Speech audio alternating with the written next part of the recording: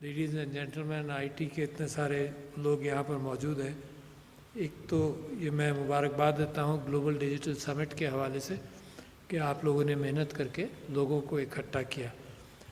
What is happening in Pakistan, ख़ास तौर पर मैं जो आपको कम्युनिकेट करना चाहता हूँ और ये आपको बताऊँ कि जो पहला मजमून मैंने प्रेसिडेंट बनते ही लिखा था वो place of Pakistan in AI and computing क्या होनी चाहिए। This was 2018। मैं जब भी ये महसूस करता था कि पाकिस्तान बहुत पीछे रह गया है और मैं ये भी जानता हूँ और आप लोग भी जानते हैं कि ये वो गाड़ी है जिसके अंदर जल्दी सवार हो जाया जाए तो बड़ी तेज़ी से तरक्की के रास्तों पर चल सकते हैं। उसकी मिसाल मैं असेंबली में दिया करता था 2013 से 18 तक, और असेंबली में ये कहा करता था मिसाल के तौर पर कि इंडोनेशिया जिसकी आईटी एक्सपोर्ट्स 2016 में $3 बिलियन थी, उसकी आईटी एक्सपोर्ट 2018 में $16 बिलियन हो गई। तो जितनी तेज़ी से ब्रिक एंड मॉर्टर इंडस्ट्री के अंदर तरक्की नहीं होती जितनी तेज़ी से आईटी के अंदर होती है। आप तो कन्वर्टेड हैं, मगर मुझे तो कन्वर्ट करना है दूसरे लोगों को, मुझे तो कन्वर्ट करना है उन लोगों को जो ओपिनियन मेकर्स हैं, जो फैसले करते हैं। और पाकिस्तान अनफॉर्चुनेटली इसमें पीछे है। जिन ममालिक ने इसमें तेज़ी से फैसले किए उसकी एक मिसाल मैं देता हूँ, और वो मिसाल बड़ी अनोखी सी है कि एस्टोनिया एक मुल्क है जिसका फुटप्रिंट जो है अपनी आबादी से कहीं ज़्यादा आईटी के अंदर बहुत बड़ा फुटप्रिंट है। क्यों है? क्योंकि जब एस्टोनिया और लिथुआनिया ये सब आज़ाद हुए थे सोवियत यूनियन से, तो जब फिनलैंड ने एक मिसाल दे रहा हूँ आपको कि फिनलैंड ने उनसे ये कहा कि हमारे पास डिजिटल हमारे पास एनालॉग टेलीफोन PABX सिस्टम है तो हम तुमको दे देते हैं दोनों को मुफ्त। तो लिथुआनिया ने ले लिया, एस्टोनिया ने कहा कि नहीं हम डिजिटल पे जाएंगे। तो that is the decision making from the leadership. ये इस बात का इम्कान है कि लोग रुकावटें खड़ी करें, मगर लीडरशिप अगर कोई रास्ता उसको नज़र आ रहा है, किसी ऊंची जगह पर खड़ा होकर वो लीडरशिप महसूस कर रही है, या वो लीडरशिप जो दुनिया के चेंजिंग ट्रेंड से वाकिफ़ है, वो लीडरशिप अगर किसी को चीज़ को पहचान ले तो ये मुल्क की खुशकिस्मती है कि ऐसी लीडरशिप हो। नॉर्मल ट्रेंड्स के अंदर ये अचानक कैफियत नहीं आती, ये तो आपके मुल्क के अंदर, मिसाल के तौर पर मैं 2007 में शेंज़न में ये कहता था कि यार ये जो एजुकेशन है ये अब क्लाउड्स के अंदर इतनी है, ये रिकॉर्डेड मैसेजिंग में इतनी है कि university of Michigan for example, वहाँ का आज का लेक्चर, ये 2007 की मेरी गुफ्तगू थी शेंज़न चाइना में, कि 2007 का लेक्चर अगर मेरे पाकिस्तानी डेंटिस्ट को मिलने लगे तो वो 4 साल के अंदर they will be as good dentist as anywhere in the world. ये मेरा जब भी ईमान था। मगर मजाल है जो पाकिस्तान के डिसीजन मेकर्स की बात पर इन बातों का उनके ऊपर असर हो। ये तो कोविड है जिसने आकर जूम टेक्नोलॉजी और डिस्टेंस लर्निंग आपको समझा दी और हमें समझा दी, ओपिनियन मेकर्स को समझा दी। वरना ओपिनियन मेकर्स और डिसीजन मेकर्स का तो हाल ये था कि 2 साल के लिए यूट्यूब भी हमने बंद कर दिया। सदर ममलकत doctor Arif Alvi global digital summit से खिताब कर रहे हैं। उन्होंने कहा कि माशी तरक्की के लिए बरामदात में इजाफा बहुत ज़रूरी है। बरामदात में इजाफे के लिए सनतों का फ़रोग अहम है। तेज़ तर तरक्की के लिए इंफॉर्मेशन टेक्नोलॉजी में आगे बढ़ना होगा। इस्लामाबाद में इस वक्त समिट जारी है। सदर ममलकत डॉक्टर आरिफ अलवी समिट से खिताब कर रहे हैं। समिट का मकसद ग्लोबल डिजिटल है और माशी तरक्की के लिए बरामदात में इजाफा बहुत ज़रूरी है। इस बात पर सदर ममलकत ने अपने खिताब में जोर दिया है। उन्होंने कहा है कि बरामदात में इजाफे के लिए सनतों का फ़रोग अहम है। तेज़ तर तरक्की के लिए इंफॉर्मेशन टेक्नोलॉजी में आगे बढ़ना होगा। अगर हम दुनिया के साथ कदम से कदम मिलाकर चलना चाहते हैं तो नौजवान नस्ल को आगे लेकर आना होगा। आईटी के शोबे में हमें तरक्की करना होगी। अगर हम आईटी के शोबे में तरक्की करेंगे तो हम दुनिया के साथ मिलकर आगे चल सकते हैं। पाकिस्तान आईटी के शोबे में अभी पीछे है, कुछ मजीद शोबों में काम करने की ज़रूरत है और माशी तरक्की के लिए यह भी ज़रूरी है कि बरामदात में इजाफा किया जाए। बरामदात में इजाफा बहुत ज़रूरी है और बरामदात में इजाफे के लिए सनतों का फ़रोग अहम है। से फ़ायदा हुआ, जो चीज़ें रॉ कंप्यूटिंग की तरफ जाती थी वो पैटर्न रिकग्निशन से, ये आर्टिफिशियल इंटेलिजेंस का कमाल सबसे बड़ा यही है कि वो पैटर्न्स को समझता है, चाहे वो चेहरे हों, चाहे कोई और कैफियत हो, चाहे वो लॉजिकल पैटर्न्स हो, चाहे वो वर्बल पैटर्न्स हो, वो पैटर्न्स को समझता है, चाहे वो डिजीज़ पैटर्न्स हो, चाहे वो एक्सरे रीडिंग के पैटर्न्स हों, यानी इंसान जो है, मैं रेडियोलॉजिस्ट की मिसाल दे दूं क्योंकि यहाँ पर गुफ्तगू हुई मेडिकल तरफ की, तो radiologist, my late brother in law was a radiologist, तो मैं उसको पूछा कि भाई तुमने कितने एक्सरे देखे होंगे ज़िंदगी में, उसने कहा 100,000 तो ज़रूर देखे होंगे. But today radiology database as far as x-rays are concern is of millions and millions of x-rays. तो लिहाजा पैटर्न रिकग्निशन वहाँ पर अच्छी, जो चीज़ रेडियोलॉजिस्ट को आंखों से नज़र नहीं आएगी वो artificial intelligence under different illuminations उसको डिजिटाइज लेवल पर उसको एनालाइज कर सकता है एआई, और उसमें से बड़ी तेज़ी से. तो देयरफॉर क्या हुआ ये कि रेडियोलॉजी, ह्यूमन रेडियोलॉजिस्ट की ज़रूरत कम पड़ेगी, इंटरवेंशनल रेडियोलॉजी चलेगी, मगर human pattern recognition is faster done by AI for example. फिर ये भी एहसास हुआ कि raw data computing, and that the biggest change happen. For example alpha blue एक चेस के लिए और गेम्स के लिए कंप्यूटर गूगल ने बनाया, तो अल्फा ब्लू चेस फील्ड के अंदर रॉ कंप्यूटिंग ऑफ डेटा करता था. But AlphaGo the next step was not raw computing but somehow neural networks के एतबार से statistically to coming to a better answer without raw computing. Raw computing तो बहुत बड़ी हो जाती है ना, it's very expensive on computer time and computer formations. तो लिहाजा उसके ज़रिए ये नया स्टेप आया न्यूरल नेटवर्क्स के ज़रिए कि सोल्यूशन पर पहुंचा जाए. Not every possibility and probability has to be looked at, क्योंकि जितना डेटा उतने ज़्यादा वेरिएबल्स. और आप में से जो स्टेटिस्टिक्स के तालिब इल्म हों उनको मैं ये कह सकता हूँ कि मैंने पहली मास्टर्स थीसिस लिखी 1975 में at the University of Michigan. उसके अंदर there were only 5 valuables in my research, variables. उन वेरिएबल्स के लिए मैंने एक एनालिसिस ऑफ वेरिएंस किया 5 वेरिएबल्स के साथ. मुझे 6 महीने लगे वो कार्ड इनपुट के अंदर, फिर कंप्यूटर में गया, फिर वहाँ से पता चला 5 वेरिएबल्स के साथ. आपको मालूम है ये GPT-3, आप तो वाकिफ़ हैं, मैं किसी जगह पर तो मुझे एक्सप्लेन करना पड़ेगा कि GPT-3 क्या है. तो GPT-3 के लिए उन्होंने कॉमन क्रॉलर के ज़रिए जो उन्होंने डेटा जमा किया, billions of variables can be addressed today by the computers, billions of variables. लिहाजा एग्जिस्टिंग डेटा, मेरे भाइयों और बहनों, एग्जिस्टिंग डेटा दुनिया में इतना है जो आज के कंप्यूटर्स एनालाइज नहीं कर सकते. Do you know that? Astronomy का डेटा है, मेडिसिन का डेटा इतना है कि आजकल न लोग मिलते हैं इतने, न कंप्यूटर्स इतने हैं. लोगों की भूख इतनी है, ह्यूमन रिसोर्स की दुनिया को इतनी भूख ये है कि हम यहाँ पर ढंडोरा पीट रहे हैं कि हमारा ह्यूमन रिसोर्स है, यूथ बल्ज है, but at the same time हम यूथ बल्ज को एजुकेट नहीं करते. मैं आपको सिर्फ एक फ़िगर दे दूँ, आपके लिए गम का बायस भी हो ना.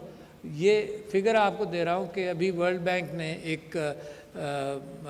चंद एक रिपोर्ट्स को किसी ने कंपाइल किया कि 100% students in India go into primary education, 100%. In Sri Lanka 99%, in Bangladesh 98%, and in your country 68%. तो आप कैसे मुकाबला करेंगे दुनिया का? ये ज़रूर है इत्तेफाकिया कोई चीज़ किसी को मिल जाए, अनोखी चीज़ मिल जाए है, और वो उसको लेकर भाग निकले. इस तरह से तो हम उम्मीद करते हैं कि ये अनोखी चीज़ भी आईटी के अंदर ही मिलेगी.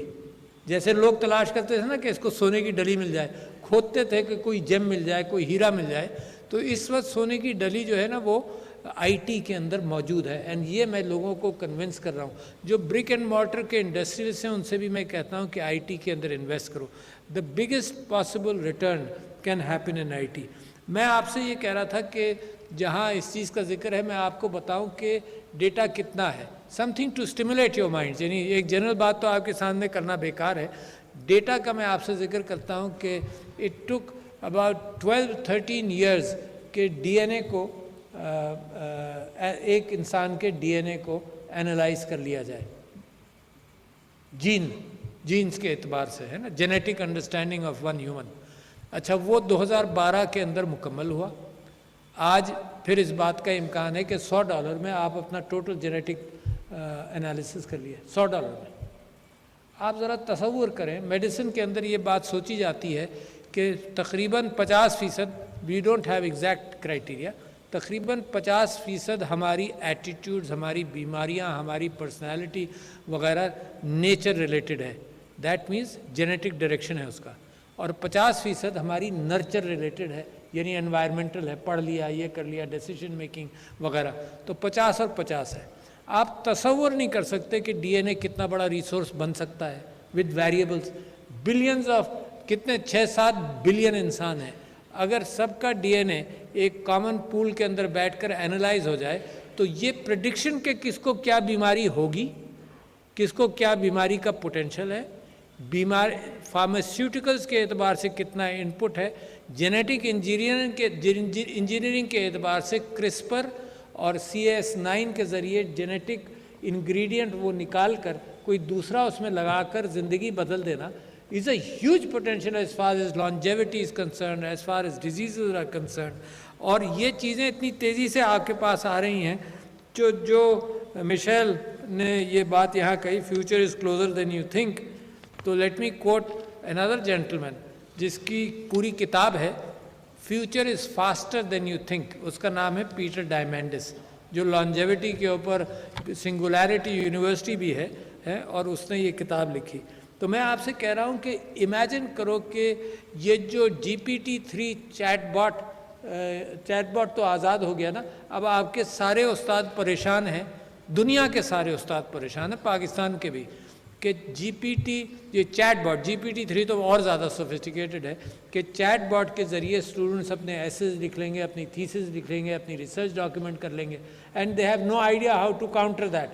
पहला तरीका तो वही है, पुराने टूल से बंद कर दो, बैन कर दो, स्कूल्स में बंद कर दो, that's the easiest tool which comes to your mind है। अच्छा, ये भी हो रहा है, some schools, some education institutions in the US are banning chatbot GPT chat from schools, ये भी हो रहा है।